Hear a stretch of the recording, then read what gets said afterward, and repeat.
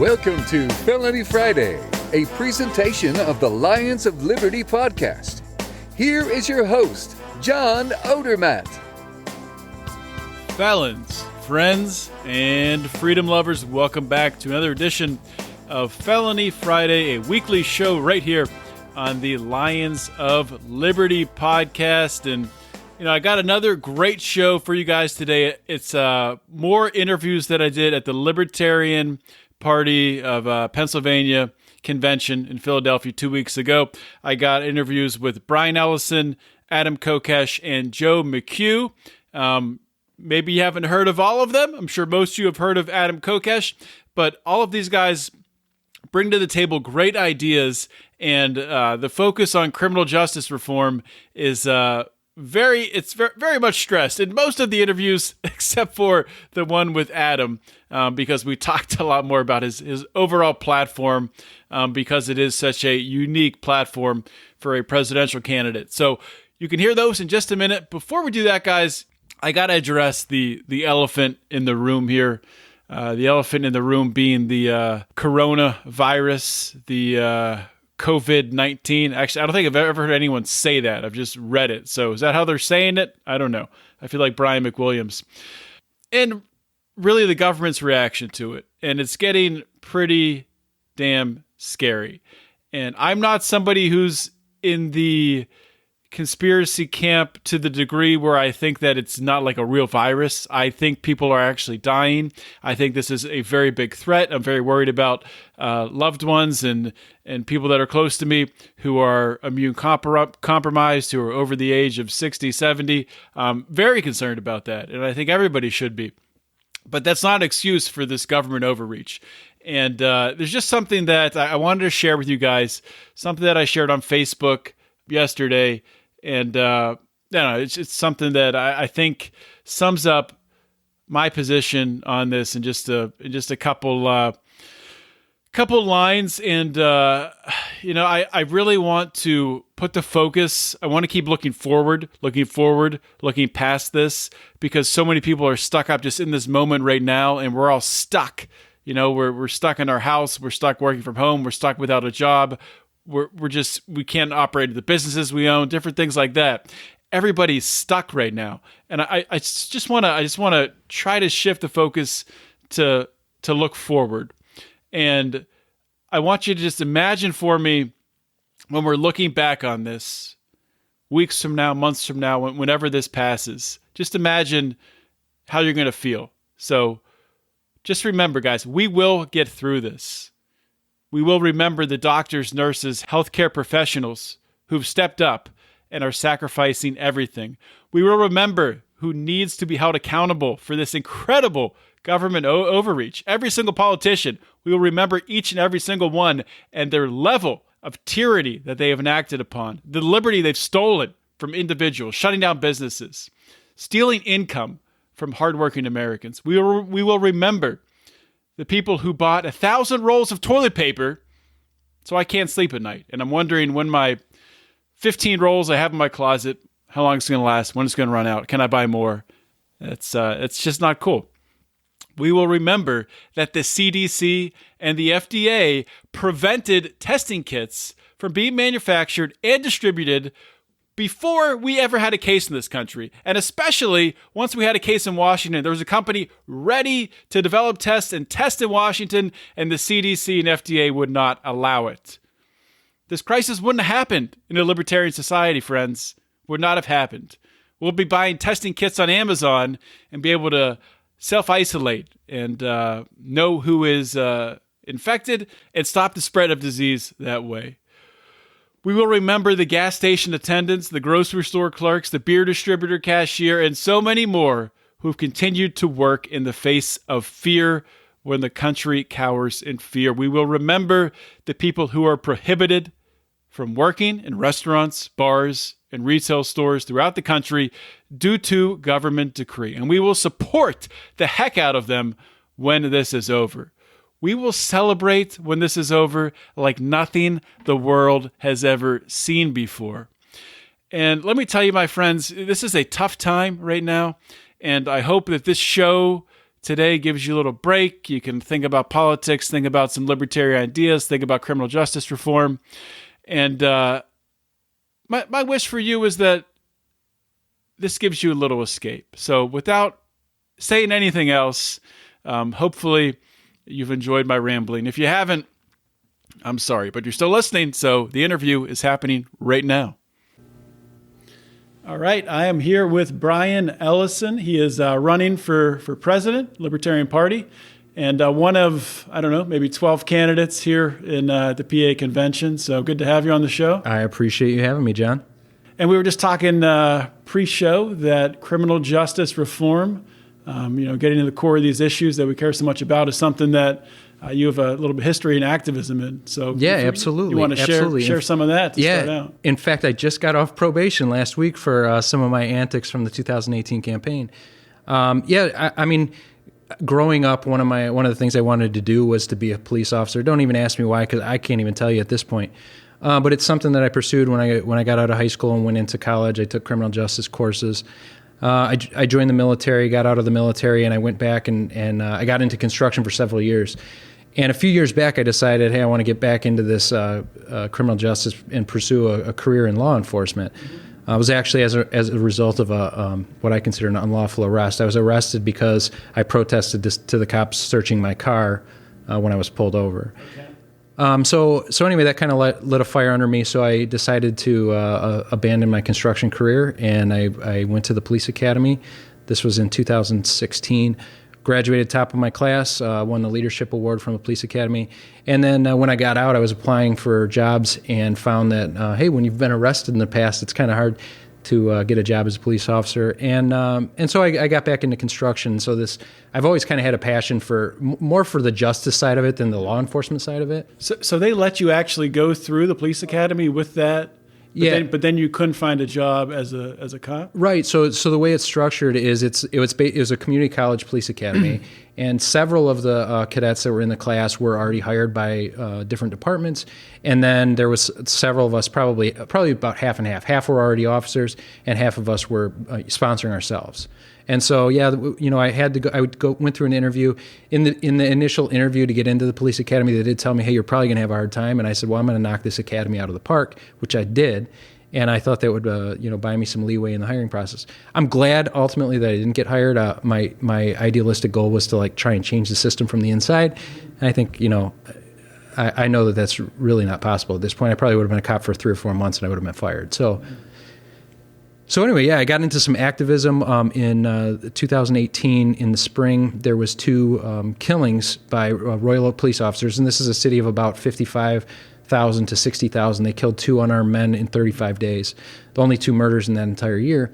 And so I turned the focus of my campaign onto that. I actually did what we called it the War on Cops. Literally declared war on cops. I was following cops around. My YouTube channel grew a little bit during that time. And so, really kind of focusing on that reform, bringing attention to that, exposure. How did the cops you were following around, how'd they like that? They hated it. So we did 2 protests, and I was arrested at the first one in June of 2018. And I was out on bond, and we did a second protest. And when I did the second protest, I was arrested a second time, and the prosecutor filed a motion to get effectively a restraining order against me that prohibited me from being within 50 feet of any law enforcement officer or anyone acting on my behalf, wow. Which was really bizarre. And so it actually, when I got the motion in the mail that's what they were trying to do, I laughed. I called my attorney. I'm like, this is going to be hilarious. Let's go to...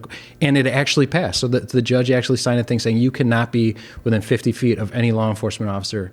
And that was the black and white of it. I swear to God. So I played it up. I went back. I filed 3 or 4 motions to have it revised because I went in front of the judge. I was like, look, if I'm at a stop sign and a cop pulls up behind me, I got to run. If I'm driving down the road and a cop's getting too close, I got to flee. You're forcing me to get into to commit a felony, essentially, to comply with your order. Right. So we went through several revisions, but I think I was able to bring some exposure to it, certainly locally, and luckily the police haven't killed anybody in now going on 2 years. So maybe we were effective. That's nice. Yeah. It's sad when that has to be the bar. They haven't killed anyone recently, so we're making progress. But seriously, that's progress. It is what it is, right? Yeah. So turn our attention to this campaign here. You're running for president. What's your ultimate goal with running for president? Are you running seriously to get the nomination? Are you just trying to gain awareness on a particular topic? Or so this is really just an extension of my activism. I'm not delusional enough. I mean, I just got into the race a few weeks ago, 3 weeks or so ago. This is actually my first campaign appearance. And really, I've noticed a disturbing trend within the party of we're attracting, I think, some of the wrong people that are harmful to our cause. I think that we're attracting people from the right, and I don't mean, I'm not a big fan of general conservatives, but I can deal with them. But it's the alt-right people. It's the people that are bringing their blatant Just to let you guys know, Brian is wearing a "It's Okay to Punch Nazis" T-shirt. So yeah, maybe that's what you're getting at. This is my design.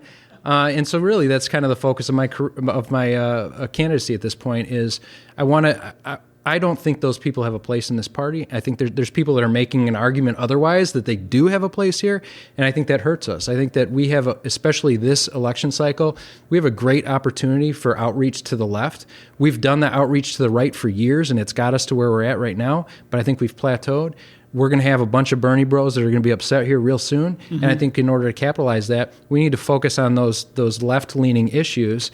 And I think that, being opposed to something as basic as bigotry, which is obviously in our platform, is something I think we should elevate, and should be something that it's important that we talk about. So if you were to get the nomination, what types of things would you do in order to, shine a light on the criminal justice system? What needs changed? Oh, man. I really haven't given it that much thought. Like I said, we did I think focusing on accountability was a big thing. I actually did I tried to start up a website. I was so busy at the time and ended up, on probation and everything else after my campaign. But I started a website, and the goal of it was for police accountability, where people could file reports against police officers. I think one of the biggest problems is when you complain against a police officer, it's private. It's protected from the Freedom of Information Act. None of that stuff, a report against a police officer, is not public information. And so the police departments are able to hide that, and you're not able to know. Now, when that officer gets fired, he can go to another police department, and they don't have access to his personnel record. So what I wanted to do is create a website for accountability, where people, if they have an issue, they wanted to file a complaint with against an officer or against a department, it's public information.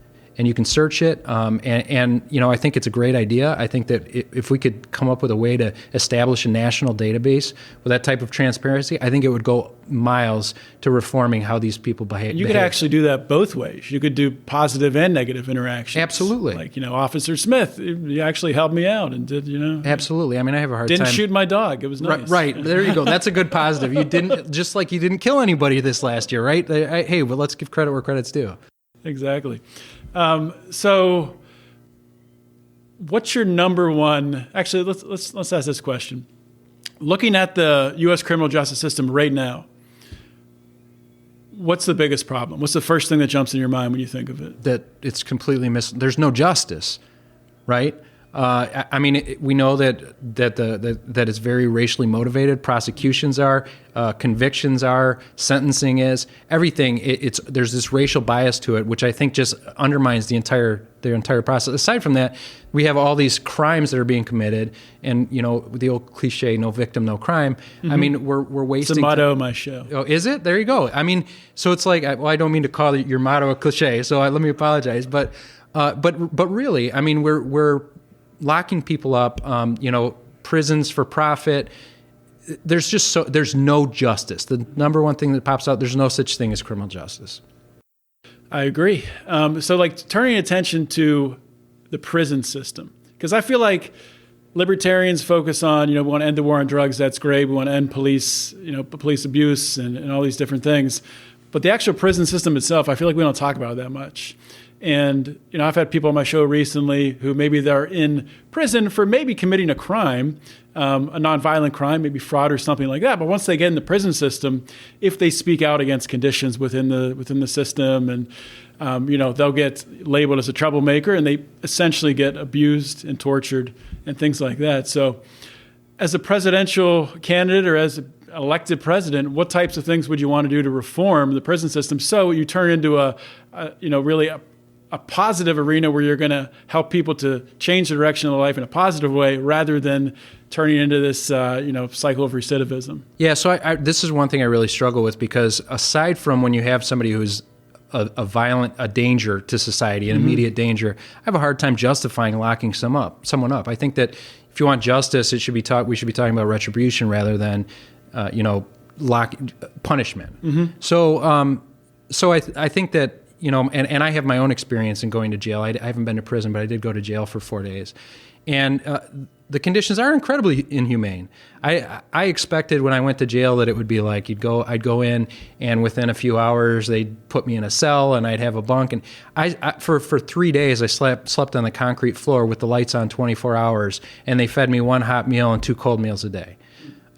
This is jail. This is a county jail. There was no conviction. How many of those people in there are innocent? Then talk about, even the innocent people in prison, even after they're convicted. So I think that completely removing the profit model from prisons, I think, is critical. I hate to say that the government should be responsible for something, but frankly, if you put a profit incentive in there, it just distorts the whole thing. Mm-hmm. So quit convicting people for victimless crimes. Quit sentencing people who are not a threat. Focus again on retribution. You have these people that could be being productive members of society and doing something to earn back and take care of their victims, and instead they're spending all their time in jail. And by the way, when you get out of jail, they send you a bill. Yeah. So it's like like roughly how much of a bill did you get for this? It was like $60-something a day. And I didn't pay it, right? I was advised don't pay it, but and they stopped trying to collect it from you. But yeah, they bill you. They send you to jail, not convicted, and then they send you a bill when you get out. It's not enforceable, but yeah, I'm sure people pay it. Of course they do. Yeah. So last question here, and maybe it's a little controversial, but whatever. I feel like every presidential candidate deserves a chance to speak to it right now, because it's been sort of brought to the forefront. There's a candidate in the race who has said some things about age of consent laws, and another one who's come out in support of age of consent laws. Do you have a stance on when it comes to age of consent, or how do you think that should be handled? I think that this is a very interesting topic, right? Because I don't think there's any great way to talk about it. There isn't. I think that the issue is that when we assign the responsibility to government, inevitably it becomes arbitrary. If we say, oh, this should not be a responsibility of government, it makes the optics are horrible, right? It makes it sound like what we're trying to say has somehow relates to our support for pedophilia, which is ridiculous. So, I think that all things being equal, if I wanted to talk about, ageism and age discrimination, that's not where I'm going to go. Let's start with voting age. Mm-hmm. Let's start with tobacco use. Let's start with alcohol use. Let's start with things where joining the military, these things where the government is assigning arbitrary ages to things. And let's talk about how we should eliminate or deal with those and leave the rest of it out of the discussion. There's no need for it. I think that's a community issue. That's a family issue. That's a personal issue. And I just think that, I wouldn't touch it at this point. The government has their laws. I'm not going to advocate for changing those laws. Again, if we want to talk about age discrimination or problems with classifying people by age, there's plenty of other avenues we can go down. The reason I bring it up is because it's been brought up, and it's going to be a 30-second question on a debate stage, which really I think people deserve more time to elaborate on. Right. Anyway, Brian, just want to give you a chance to plug, your website or where people can learn more about you before you go. Yeah, so you can. I'm most active on Facebook. My Facebook page is Brian Ellison Political Activist. You can check out my campaign website. That's brianellison.me, and you can find me at Twitter. B Ellison says hi. All right, thanks for your time, Brian. All right, thanks a lot. Hey, everybody, coming at you real quick to tell you about a brand new podcast. I want to ask you first. Do you have a disdain for authority? Do you really hate authority down deep in your bones? I'm talking about arbitrary authority. I'm talking about the government, not your dentist. If you have disdain for your dentist, that's between you and your dentist. So I can't help you there. But if you hate arbitrary authority, then you'll love a brand new podcast called Conversations About Freedom. It's hosted by a friend of this show right here, a friend of Lions of Liberty, a warrior for freedom, Moral Bob. Conversations About Freedom breaks through the noise and government propaganda to clearly convey the power of freedom. On Conversations About Freedom, Moral Bob uses fact, logic, and morality as his guiding principles to paint a picture as to what a truly voluntary society could look like. You can find Conversations About Freedom everywhere podcasts are found, and if you can't find it today, right now, rest easy. It will be available on your podcast app soon. It's a brand new podcast, so it takes time. Just be patient. Conversations About Freedom. Check it out. I have President Austin Peterson then today instead of Donald Trump. I wouldn't go that far, but I'll blow smoke where it's due, but not in a fantasy world.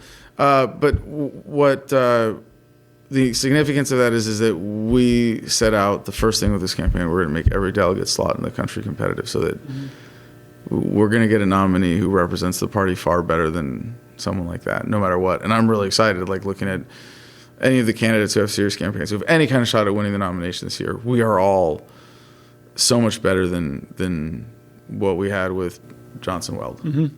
And we started recording, so I guess the podcast has started. That is wait. What point do we start? Because now I don't know what am I supposed to repeat, or am I not supposed to repeat? No, all of that's like inside. You get the exclusive inside I started baseball at off the record. At the very end when I said Austin Peterson's going to be or could have been the next president. That's when I hit the record. So.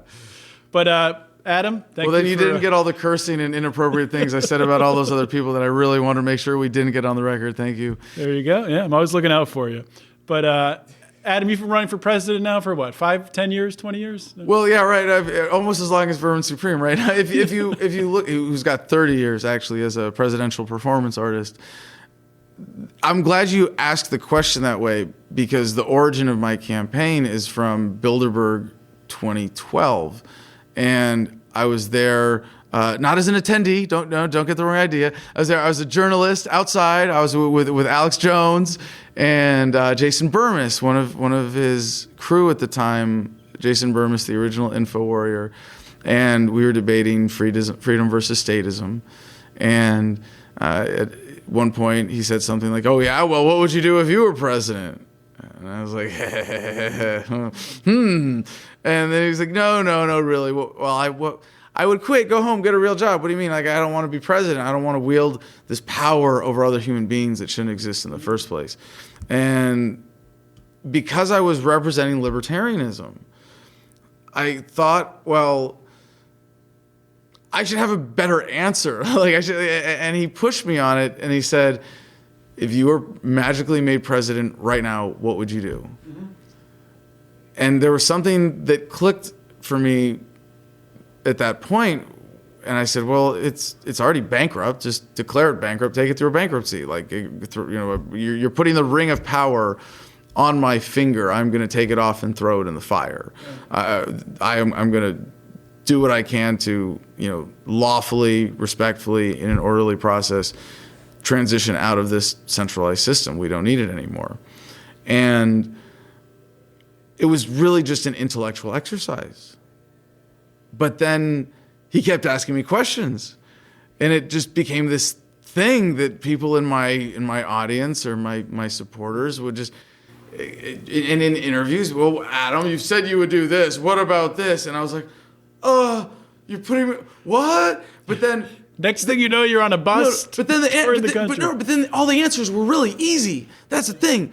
And this concept of localization blows my mind. I hope we can get into this, because it's like everything you apply to, you go, oh my gosh, it solves that problem. Oh wow, it does that too. Oh my gosh, it makes that better. It's incredible. Every stone I turn over, and just crazy example here. I was at a Cal Exit, California Independence Movement event in Sacramento a few weeks ago, and there's a somewhat rational fear among libertarians and conservatives that if California goes into, in the state, that if California, the rest of the country is like, yeah, we're not going to miss you. But for the people in the state, there's a fear that California will go more liberal than it is today. It's not like the federal government is stopping it from being really liberal already, right? But here's the thing. Like, again, I've turned over so many stones, being asked all the questions. What about this agency? What about this policy? And the answers are easy. I'm just always surprised again by how good they are. But even with California, here's this critical example. The liberal government of the state of California is more vicious in its effectiveness in ripping off the people of California because of the way it is empowered by the federal government through the fiat currency system, through the federal legal system, through the federal system of corporatism and regulations that favor large businesses. All of this compounds with compounding layers of government. And the state government of California, if it went independent and became the sovereign state of California tomorrow, might get more liberal in flavor. But for a conservative or libertarian who is living there, because, I mean, it's a great place to live, you know, you pay the paradise tax, right? Or for family or professional reasons, whatever it is. Guess what? When California goes independent from the rest of the country, the effectiveness of the state government as a means of ripping you off goes down by at least 3/4, according to these guys. That the amount that if you're going to live under a liberal government, do you want it to be small and local and transparent and relatively efficient and effective in what it's doing? Or do you want it to be this giant, overgrown, centralized thing that has so many compounded, corrupt layers of ripping you off? So even if you want a more fiscally conservative experience as a citizen, as a taxpayer in the state of California, it's better with California independent. And again, people just kept asking me these questions over the years since 2012. What about this? What about that? And eventually it was like, wow, there's a really comprehensive platform here. Mm-hmm. So a question that you've probably answered, I don't think I've heard you answer it before, which I just thought of now when you're saying when you take away a state like California's backing in fiat currency, what would happen under your plan with the Federal Reserve? Oh, you want to go straight to the hardcore? This is it's supposed to be a criminal justice podcast, but you know, right? No. Before we get into that, because I'm supposed to be on message, right? I'm not supposed to answer the question I was asked. I'm supposed to answer the question I wish I was asked. That's a good, any candidate who's appropriately full of hot air blows the right hot air when they feel like it. So I do want to, I'm going to answer your question. But first, I got to say, unity, unify all Americans around freedom, around localization, around live and let live, respect for each other's rights. That's really the core of this. It's the ultimate practical, principled, unifying plan. And while I'm a super policy nerd, and I have gone through the federal org chart agency by sub-agency and figured out, what agencies get cut up how or managed in what way in this bankruptcy process.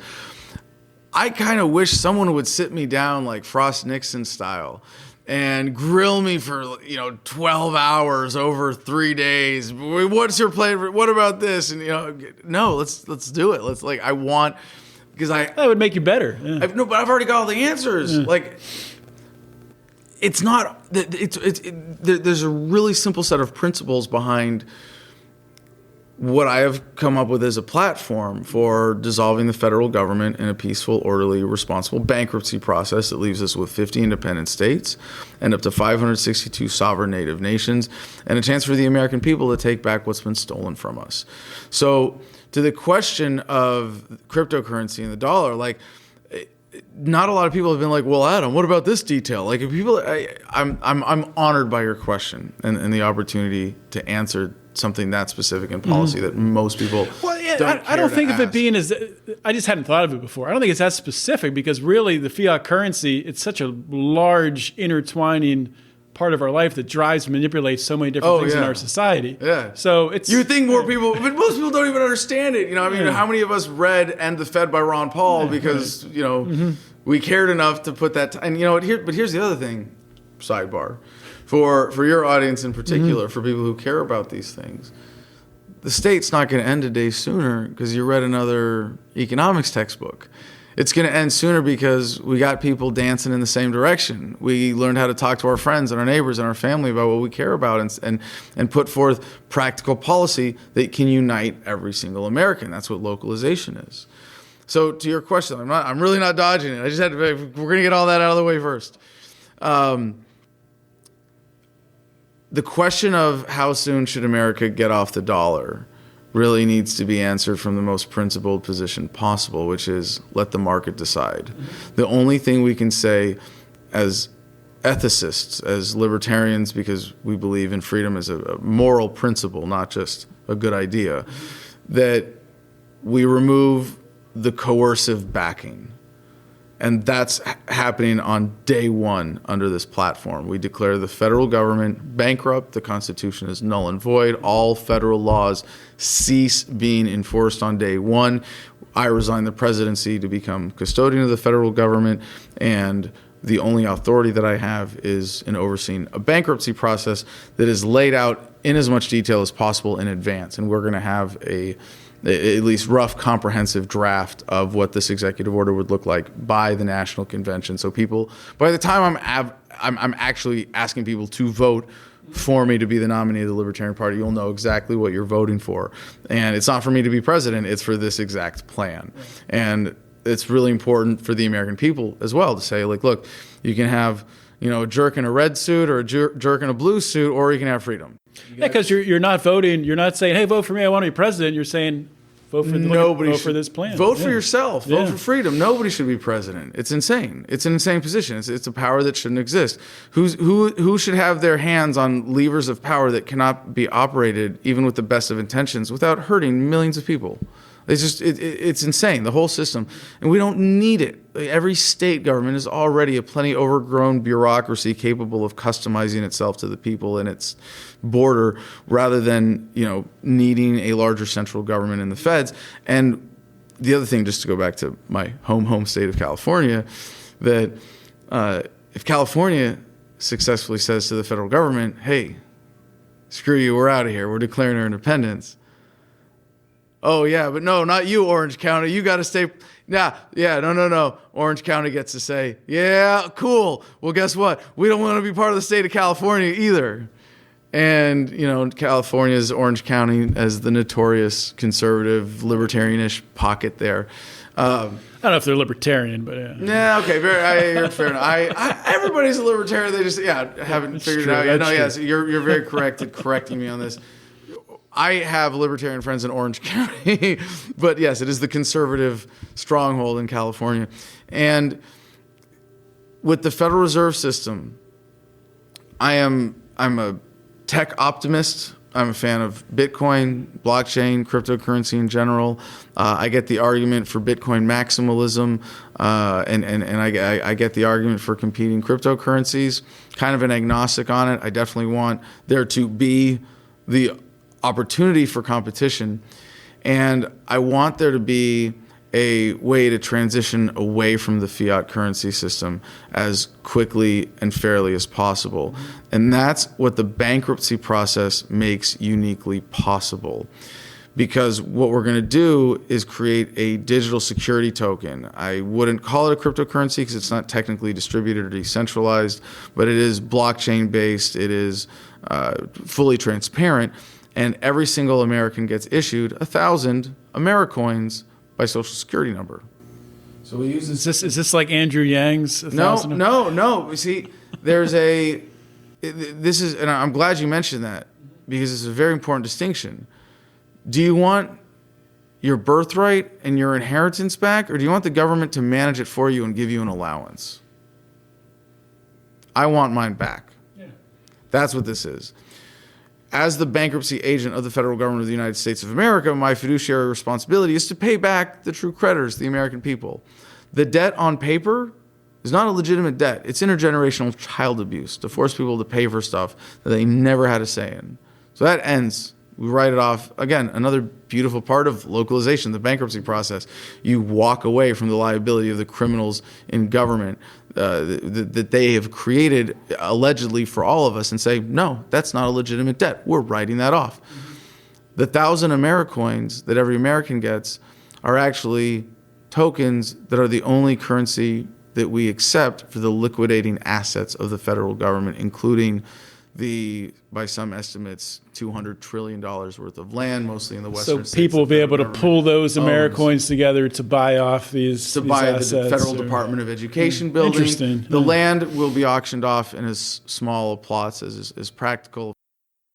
separate from the Americoin, or is No, the that's land right. also? So That's all interesting. of the assets, include nuclear weapons. Don't worry, we're going to de-weaponize them completely. So they are only, but the raw material for industrial purposes, the buildings, all of the assets that do not get apportioned among the states. So the next big challenge that people ask about this is, what about the military? And most people understand we've come to the point where the biggest threats are governments with overgrown militaries that get to operate in secrecy rather than nations trying to take each other over. Like, no, we've evolved past that. But even in that world, the decentralized militia-based defense of a well-armed public that refuses to be governed by anyone that the founders advocated is the best system.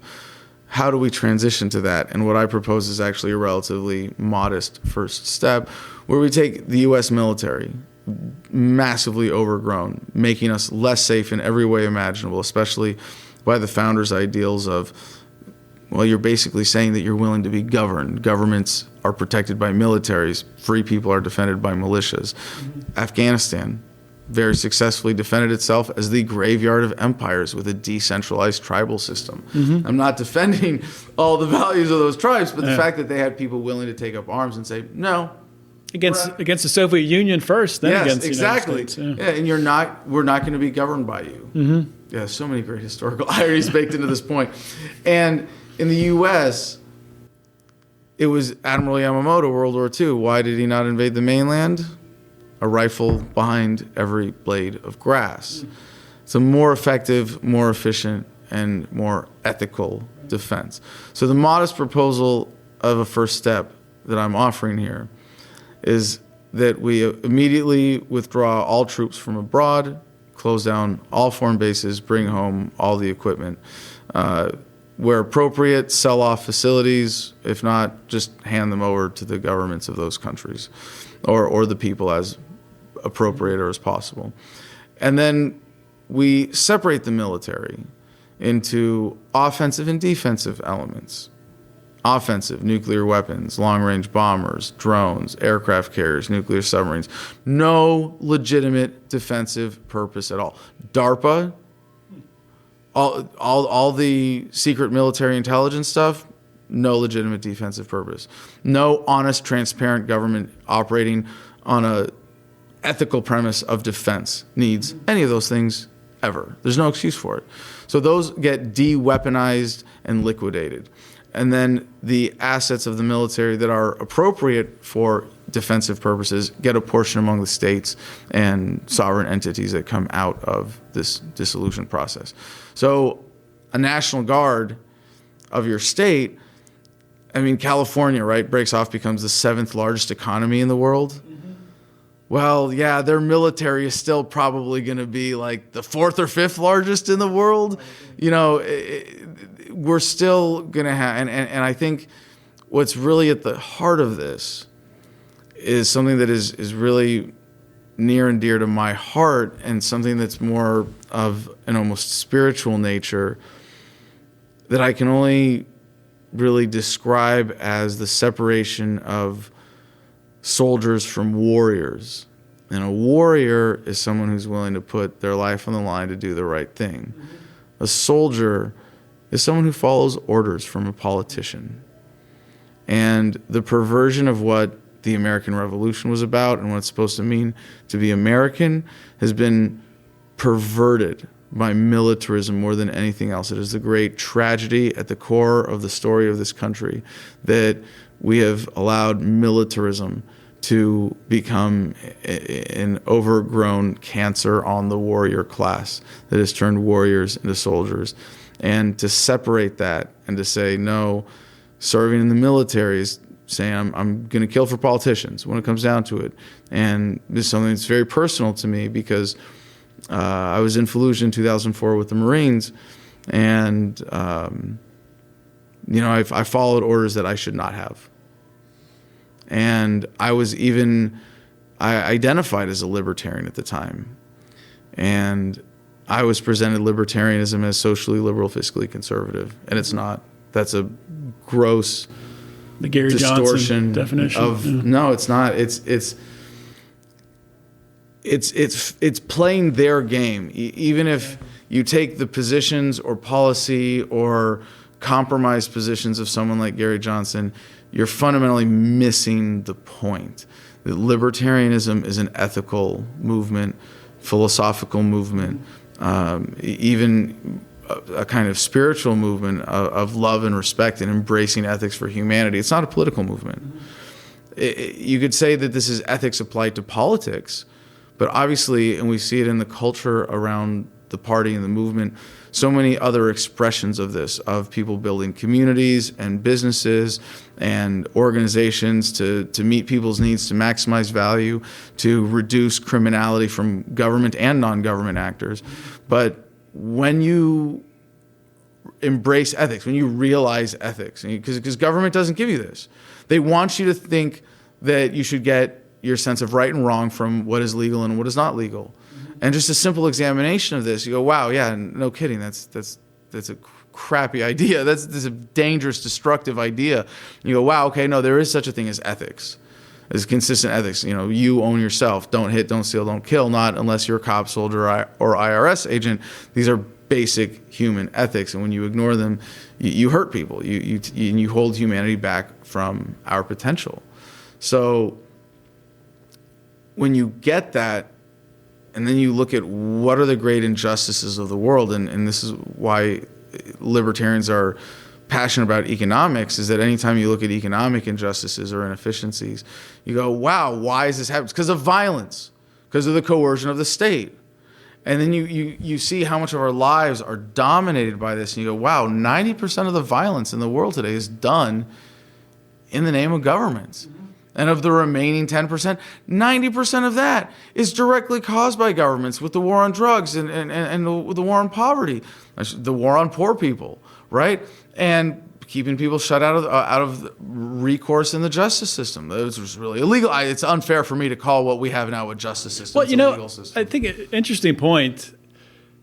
Your whole campaign, your whole localization message, and I never really thought of it this way, but it really is a campaign for justice, because you're going after the biggest offender of invading our rights. Yeah. So you're not fit to exist anymore. Mm-hmm. Pull the plug. Simple as that. It's. Well, the other thing is, I think you would appreciate it from the perspective of the economic analysis, that as an institution, as a corporation, the federal government of the United States of America is not sustainable, and it's going to end one way or another.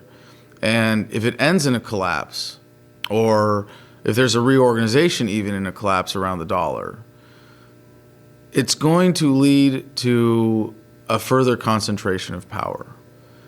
And I think the general course of human history is to decentralize power, to become less violent over time. And I don't think that overall trend is going to be changed, but we are coming to a kind of crossroads, several tipping points coinciding, several critical turning points that are just over the horizon.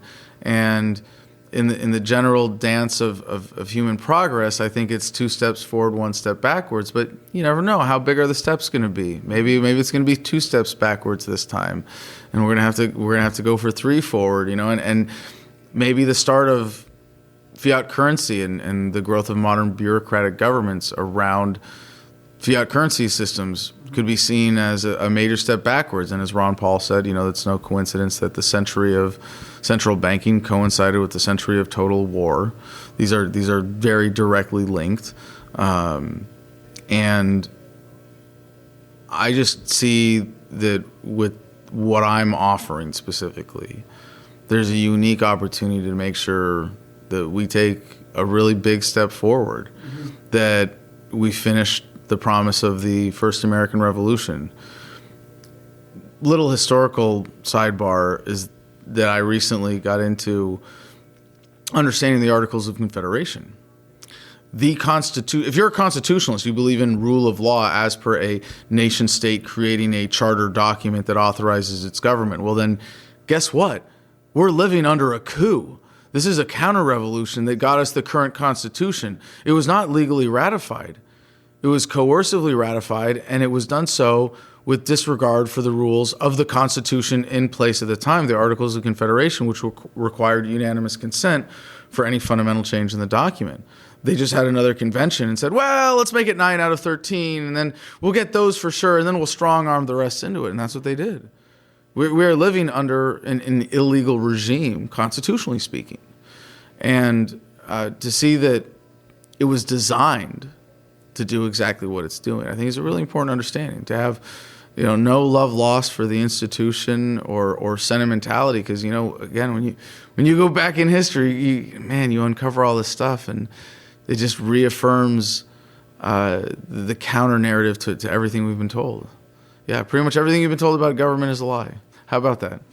That's the truth. One last question. And I bring this up because it's sort of come to the forefront recently in the Libertarian presidential race. There's a candidate who's, in the past few years, has advocated against age of consent laws. And now it's come to the forefront with another candidate being in favor of age of consent laws. And the reason I'm asking each candidate about this, because you'll be up on stage at a debate and maybe you get 30 seconds to answer it. Just want to give you a little more time to elaborate really on what's your stance on how you feel about it. How I feel about it? How you feel? I'm glad that there's a vigorous debate in the LP about this.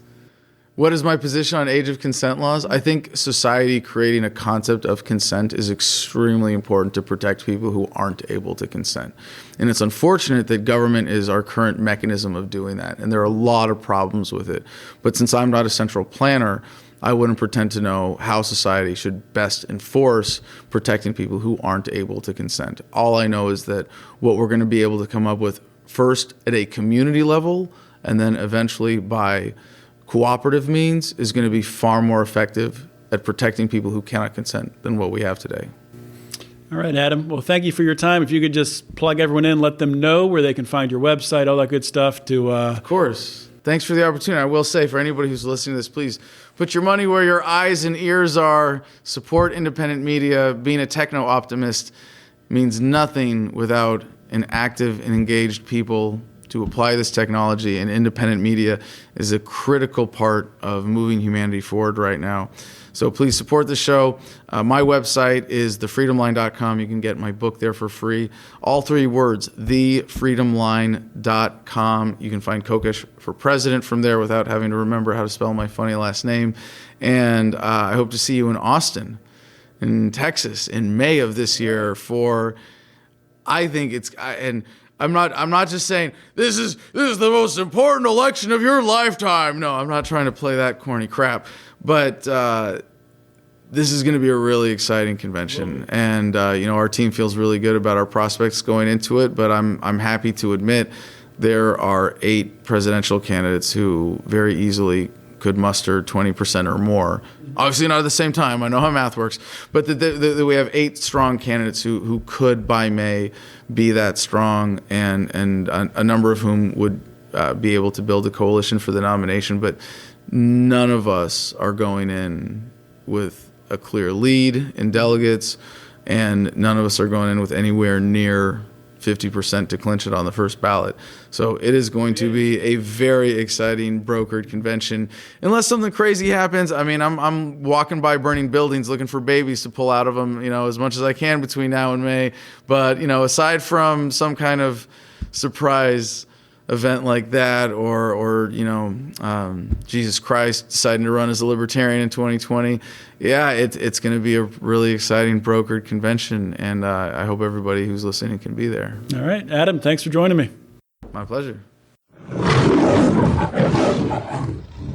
All right, I am here with Joe McHugh, still here at the Libertarian Party convention, and some of you out there, maybe most of you out there, haven't heard of Joe. So first thing I want to do is give you a chance to introduce yourself, because you are a candidate running for president. And I just sat in the forum here. Every candidate got a chance to address the delegation. And I was like, wow, this guy's making a lot of sense. So I wanted to sit down with you. So tell us your story, Joe. Why are you running for president? Well, John, thank you for having me. I really appreciate the opportunity. I'm from Detroit, and I grew up seeing basically families being destroyed by the crack epidemic, right? And so I knew then and there that if that was happening, it was because somebody was making money off of destroying these families.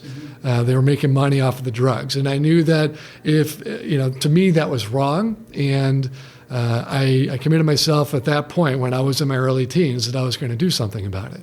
I spent the next, I went to college at Michigan State and got a degree of liberal arts. Is that why you have the green tie? That's partly, I'm a huge fan of green. I've got a green water bottle, but also our rights are derived from the laws of nature and nature's God. And that's in paragraph 1 of our declaration. And so it's, I do love the color green. And I'm involved in this because the country has drifted away from liberty, and we need to get back to American values, and we're nowhere near there. So you said that growing up in Michigan, seeing sort of the effects of the war on drugs. What was your evolution? Just as a person growing up, did you get attracted to one of the major parties first and look for solutions there, or what's your story? So the first time I had a chance to vote was at Michigan State, and it was in '96 when I was a freshman. And at that point, I believe it was Bill Clinton against, who was it, Bob Dole or somebody? I'm not really sure who was on the Republican side, but I did vote for Bill Clinton. And then in 2000, and things actually were pretty good in the 90s, right? I mean, Bill Clinton and Al Gore actually balanced the budget. They respected the constitutional rights. I mean, we didn't feel like we were totally surrounded by fake news at that point. Things changed after 9/11. And I remember watching the Bush-Gore debates, and I remember seeing there was a moment, I think it was in the second debate, where George W. Bush said that we would not engage in nation building. And he was lying at that point, and I knew it. And at that point, I knew that we were going to go to war. He was talking about Iraq and everything else, and I knew we were going to go to war. And when those planes hit that Twin Towers the year later, I knew it was us right away. And so I've never voted Republican because I believe the Republican Party has been hijacked by authoritarians. Yeah, it's interesting you bring that up because George Bush ran on a very libertarian-esque foreign policy. He did. When he first ran. He did. 9/11 but he didn't do anything thrown out like the window. That's right. Yeah, exactly. So let's focus in on the criminal justice system. You are running for office, trying to get the Libertarian nomination, but you're set on going for, you're out getting signatures regardless. So you're running for president. So I'm running as an independent, and I would accept the nomination from the Libertarian or the Democratic Party because I still believe the Republicans are hijacked by authoritarians. I believe that if the Libertarian Party were to give me the nomination, it would be because they are willing to expand the base and make sure that liberty is now a mainstream value. Right now, the Libertarian Party is a fringe party. And I think it's a shame because liberty is something that all Americans care about. It's kind of weird that liberty has become almost like a controversial word in a way because people don't, if people are talking about it in a way that the word is understood, the actual definition of the word, but when you attach liberty, like our podcast, Lions of Liberty, people are like, oh, that's a fringe libertarian podcast. We can't share that with our friends who are Democrats and Republicans. Like, we're talking about liberty here. What, are you kidding me? So to focus back on the criminal justice system, during this process, running for a nomination or getting a nomination, running in the general, what are some things that you could do as a candidate to focus on the criminal justice system? What areas would you want to sort of address a laser focus on that need to be changed first? Okay. Happy to answer that question. First, I want to define liberty for the listeners, if possible. To me, liberty is clean air. Liberty is fresh water. Liberty is healthy food. Liberty is the right to do what you please as long as you're not affecting other people, right? Liberty is a constitution that's applied evenly and fairly to all people. Now, it's that last point that I think that, speaking to Black America or Hispanic America in particular, that they would argue that the Constitution is not being applied evenly to all people. And I absolutely feel the same way, especially coming from Detroit and seeing how our Constitution has been applied. It's not applied evenly. We have a closed source system. When you go to apply for credit, for example, let's talk about basic stuff, right? When you go to apply for credit, with the three credit union or the TransUnion, Equifax, Experian, we don't know how they come up with those credit scores, right? And so those credit scores determine everything that we do in the world, right? And so there's no telling if they're discriminating based on what you look like or where you live or what you do for a living, right? And so that's one thing that I think is, money controls everything. And if we don't open source that, declassify and open source these types of things, then we don't have true freedom. So that's one of the things. And the second thing is, in particular, again, I mentioned I grew up in Detroit and the crack epidemic was wreaking havoc on black families there. I want to legalize, regulate, and tax cannabis. I want to decriminalize all drugs. I want to get people out of prison, off the pills, off the streets, and back to work. And I want to do these things because I have seen what the effect of the war on drugs and what the effect of our systemically racist policies are doing to Black and Hispanic families. So let me ask you a question there, just on the taxing of the cannabis. Sure. Part. Because we've seen several states have legalized recreational cannabis. A lot more have legalized medicinal cannabis, and you've seen, especially in California, where they've taxed it to the point where the black market is still very necessary, right, because the prices are distorted. So, why is taxation the right route to go for cannabis? Well, that's an interesting point. I would concede that is not as important as legalizing and regulating. And ultimately, I think that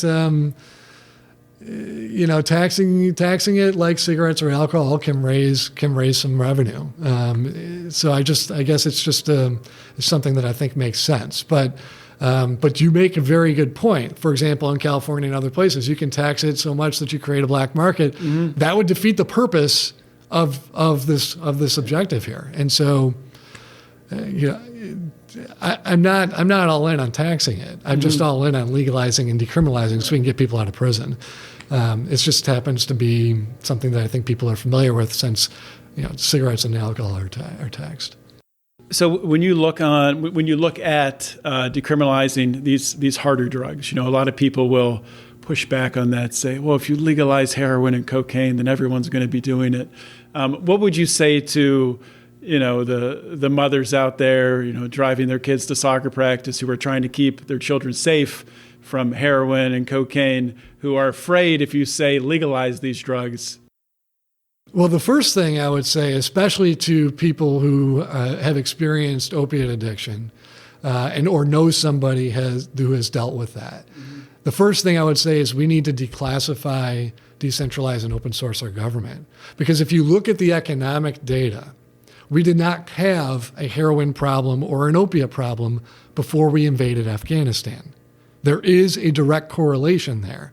Over 90% of the world's opium supply is in Afghanistan. So if we invaded Iraq for oil, why did we invade Afghanistan? That's a great question. Right? It seems to me like we might have invaded it for opium. And so, that's part of the reason why we need to declassify, decentralize, and open source our government so that we can expose the frauds for who they are and go after corruption at its source. Now, specifically with regard to legalizing, decriminalizing, et cetera, when you make it illegal, you're creating a black market for gangsters, gangbangers, whatever. And you're also creating a black market for illicit operatives within the government who may be making up money off of this, because otherwise we wouldn't have invaded Afghanistan. The CIA. Right, exactly, the CIA, okay.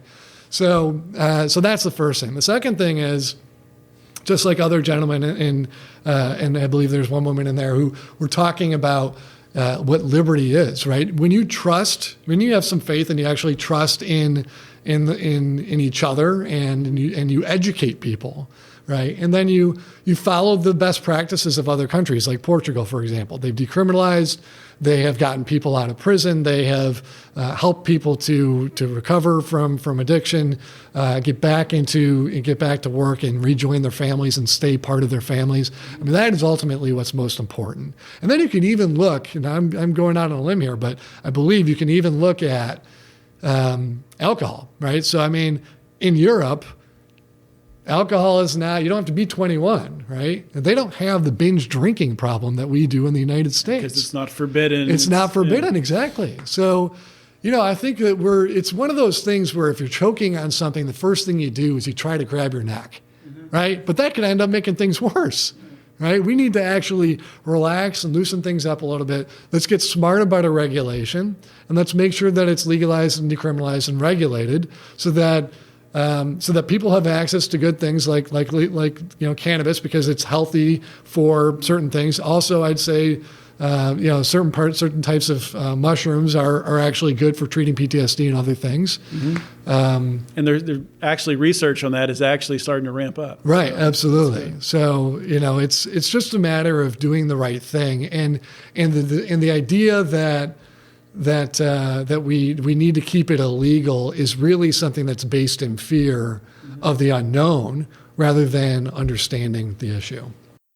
So turning our attention from changing these actual laws that are putting people in prison, people are going to end up in prison. Even in a more free society where we do have legal drugs, there's still going to be people who break the law, committing fraud, things like that.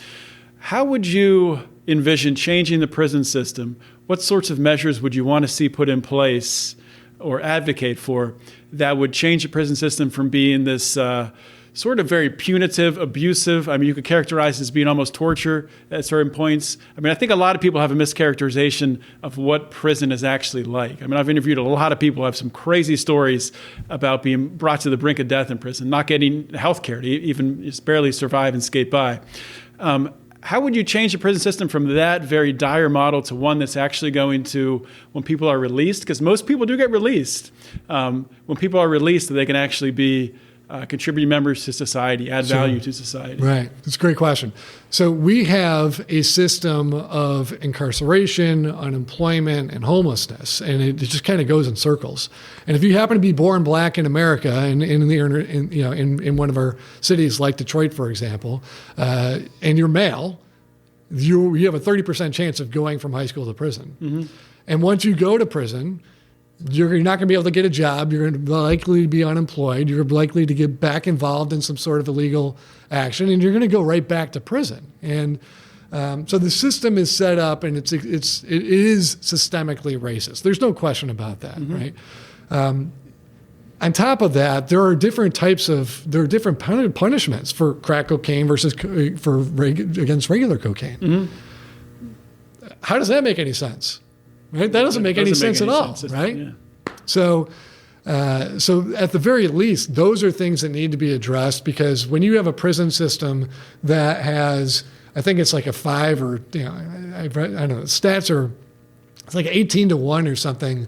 It's not proportionally represented, right? So it's like 13% of the population is black, and yet they represent like 60% or 70% of the person.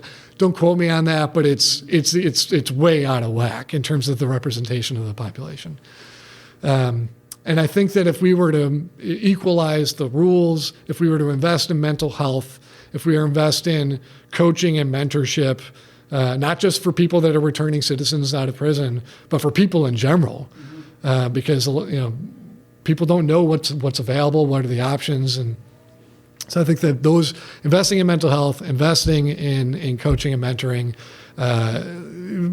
leveling the playing field in terms of like crack versus cocaine and other things, legalizing cannabis, decriminalizing all drugs, we'd probably be able to get 50% of the prison population out. The other thing is we're detaining people without actually putting them on trial. The right to a speedy trial, I think that's our, the Fifth or Sixth Amendment. Due process is Fifth. Sixth Amendment is your right to a speedy trial, mm-hmm. right? That's might as well throw that out the window with the Patriot Act too. Right. We're detaining people for indefinitely at the border in Guantanamo, and we're doing it in local prisons. that's wrong. And it needs to end. At the border, they have the, what do they call it? Like the no constitution zone, where the Constitution's on basically the entire state of Florida, because it's around the entire border. The Constitution is not enforceable. And that is ridiculous too, because nobody knows about it. I actually didn't know about that either. Yeah. I actually didn't. That might explain why somebody else's name showed up on my student loan account. And they were from Florida, so it's possibly that's it. But the Constitution was written by our founding fathers to apply to all people, not just Americans. The fact that our rights to life, liberty, and the pursuit of happiness were derived from the laws of nature and nature's God means that every human being, not just every man or not just every American, but every human being has those rights because they're natural rights of humankind. So that means that the Constitution should apply not just within the U.S. borders, but everywhere. So there is no Constitution-free zone. And if that does exist, as I take your word for it, we got to find a way to shut that down. That's ridiculous. So just to pivot here, to turn back to your story, just to give 2 minutes to 3 minutes for people who don't know you, what is something that is important about yourself as a person, as a candidate, that you want to get across? Sure. Well, thank you. So John, the first thing is, I swore an oath to support and defend the Constitution of the United States against all enemies, foreign and domestic, as a Marine Corps officer. And I believe wholeheartedly that America has been hijacked by authoritarian elements within the CIA, the FBI, and the Federal Reserve. And they are also controlling our two-party system, and potentially the Libertarian Party as well, right? Which is the reason why I'm running as an independent. Now, I would love the Democrats or the Libertarian Party to prove me wrong with their nomination. And provided they give me my running mate that I want, then I would accept it. We have a system right now where our air is dirty and it gives us asthma. Our water is full of lead and causes developmental disabilities. Our food makes us sick and fat. We separate parents from children at the borders. We build walls instead of bridges. The two planes flew into the Twin Towers, and immediately after that, the month after that, we passed the Patriot Act. And that suspended the Constitution. Mm-hmm. Shortly thereafter, and it was gigantic bill. Absolutely. just sitting ready to go. Coincidentally, come on, 10,000 pages that happened less than just a month after. Give me a break, right? Mm-hmm. There's no coincidence here. This is all planned, and I list it all out on my two websites, right? So I have one website called hijackingamerica.com and another one called libertystrikesback.com. So it's kind of like a problem solution setup. I believe that the Federal Reserve is at the heart of the problem because it's dark money. They're completely unaccountable. And when you have that setup, you can buy off everybody within the intelligence apparatus and you can buy off all your politicians. We need to end the Fed and go green instead. We want to turn it into a credit union that is clean, green, and citizen-owned, so that every American has an equal ownership stake in our economy, so that we can get off of oil and out of oil wars and invest into renewables and organics instead. I would also take it a step further and pass an Amendments for America package, which you can check out on my website as well. But that Federal Reserve is the key. Joe McHugh, ladies and gentlemen, check him out. Thanks, Joe. Thanks, John. Thank you for listening to today's show, another great episode of Felony Friday. As you know, Felony Friday is one of 3 shows we have here on the Lions of Liberty podcast. Of course, we kick off every single week with our Monday show hosted by Mark Claire. It's our longest running program, our flagship program, where Mark interviews leaders in the Liberty movement. Every Wednesday, we have Electric Liberty Land hosted by Brian McWilliams. It's your weekly shot of culture, comedy, liberty, swearing, and just good fun. Check that out. You can get all 3 shows by subscribing for the great price of $0 per month. You get everything that we have here. So please check everything out. And if you like it all, please consider supporting what we're doing here at Lions of Liberty. A great way to do that is by joining the Lions of Liberty Pride. You can do that by going to patreon.com/Lions of Liberty. Another great way of doing that is by following, liking, sharing our stuff on Facebook, Instagram, or Twitter. You can find us on Facebook at facebook.com/Lions of Liberty. On Instagram and Twitter, we are at Lions of Liberty. And the discussion forum where all the greatest and brightest minds go to talk about politics, liberty, everything that's happening in the world today, current events, the Lions of Liberty Forum on Facebook, which you can find by typing Lions of Liberty Forum in the search bar at the top of Facebook, clicking search, comes up, say you want to join it, answer a question, bam, you're in, and the rest is just going to be a great journey for you. So check that out. That's all I have for today. This is John Odermatt signing off. Always remember to keep your head up and the fires of liberty burning.